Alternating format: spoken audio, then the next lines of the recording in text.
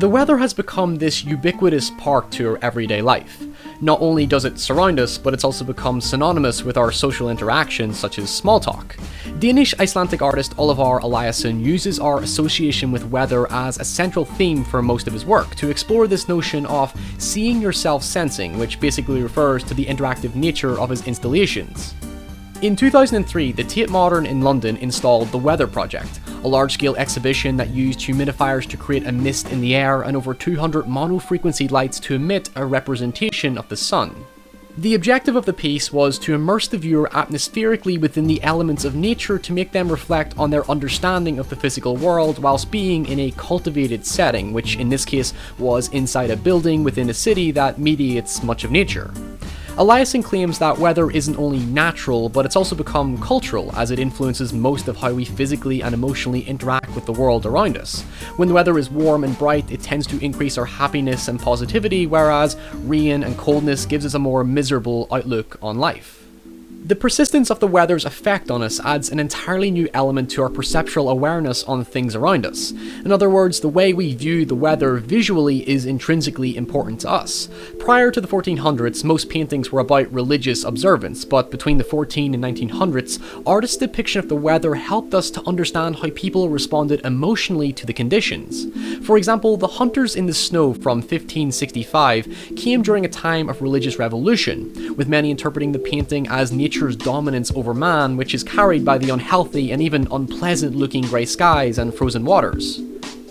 Researching into the visualization of weather forecasts, Simon Keeling comments that the aim of weather broadcasters is to achieve viewer satisfaction, to remain memorable and convey information. His work went back and examined the influence that painting had on weather, with much of his attention being placed on 1800s romanticist landscape artists J.M.W. Turner and John Constable, who both had different interpretations on weather thematically.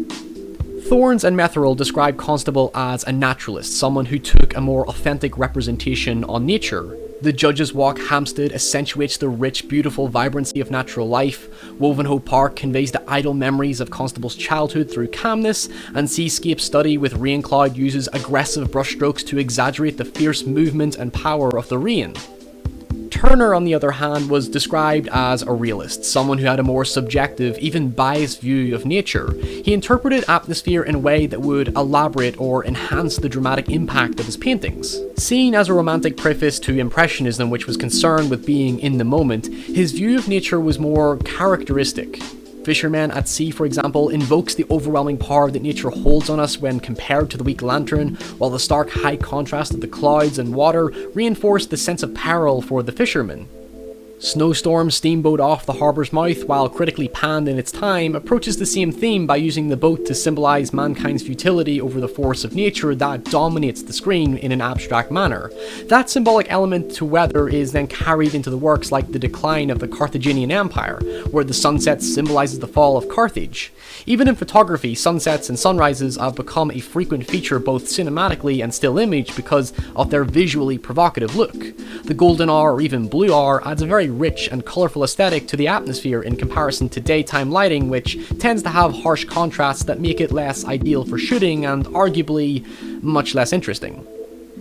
It can add a romantic or evocative quality to a scene and help elevate the piece that we're observing.